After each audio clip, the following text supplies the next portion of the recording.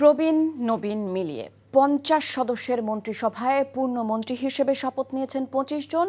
নতুন মন্ত্রীদের মধ্যে বিএনপির স্থায়ী কমিটির সদস্য রয়েছেন ৬ জন। বাকি মন্ত্রীদের মধ্যে প্রতিমন্ত্রী হিসেবে পূর্বে কয়েকজনের দায়িত্ব পালনের অভিজ্ঞতা থাকলেও বেশিরভাগই নতুন মুখ। টেকনোক্রেট হিসেবে পূর্ণমন্ত্রী হয়েছেন ২ জন। তবে বিএনপির স্থায়ী কমিটির সদস্য সহ অনেক পুরনো মুখ বাদ পড়েছেন মন্ত্রী হবার দৌড়ে। হাসান মাহমুদের রিপোর্ট।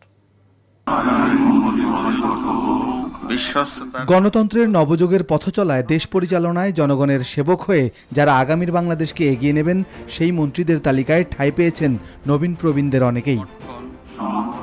বিএনপি মহাসচিব মির্জা ফখরুল ইসলাম আলমগীর সহ দলের স্থায়ী কমিটির সদস্য আমির খসরু মাহমুদ চৌধুরী, সালাউদ্দিন আহমেদ, ডাক্তার এজেডাম জাহিদ হোসেন, ইকবাল হাসান মাহমুদ টুকু, মেজর হাফিজউদ্দিন আহমেদ পেয়েছেন পূর্ণ মন্ত্রণালয়ের দায়িত্ব। ইতিপূর্বে ৪ জনের মন্ত্রণালয় পরিচালনার অভিজ্ঞতা থাকলেও নতুন মুখ সালাউদ্দিন আহমেদ ও প্রফেসর জাহিদ হোসেন। টেকনোক্রেট তালিকায় মন্ত্রী হয়েছেন ডক্টর খলিলুর রহমান, যিনি ছিলেন অন্তর্বর্তী সরকারের নিরাপত্তা বিষয়ক উপদেষ্টা। টেকনোক্রেট তালিকায় অন্য মন্ত্রী হলেন মোহাম্মদ আমিনুর রশিদ ইয়াসিন।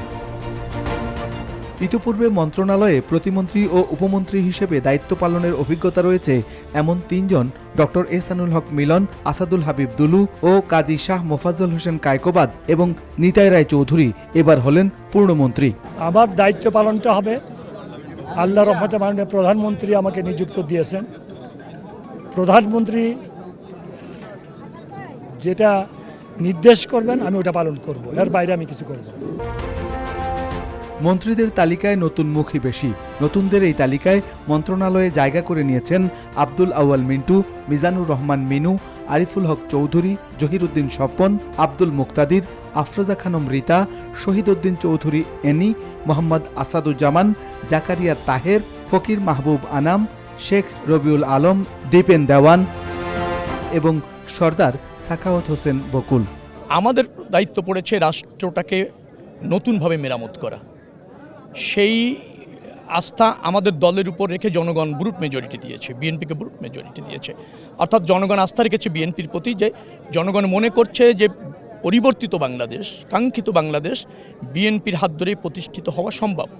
বাংলাদেশের মানুষের যে প্রত্যাশা, সেই প্রত্যাশা পূরণে এই মন্ত্রী পরিষদ এবং আমাদের সম্মানিত প্রধানমন্ত্রী সমর্থ হবে ইনশাআল্লাহ। নতুন মন্ত্রিসভায় বিএনপির প্রভাবশালী নেতাদের অনেকেরই স্থান হয়নি। বাদ পড়েছেন ডক্টর খন্দকার মোশাররফ হোসেন, মির্জা আব্বাস, গয়েশ্বর চন্দ্র রায়, নজরুল ইসলাম খান, রিজভী আহমেদ সহ অনেক চেনা মুখ। Hasan Mahmud, NTV news, Dhaka. এখন পিরিয়ড হোক রেগুলার বা হেভি, প্রয়োজন মতো কনফিডেন্স আছে রেডি। Play with confidence.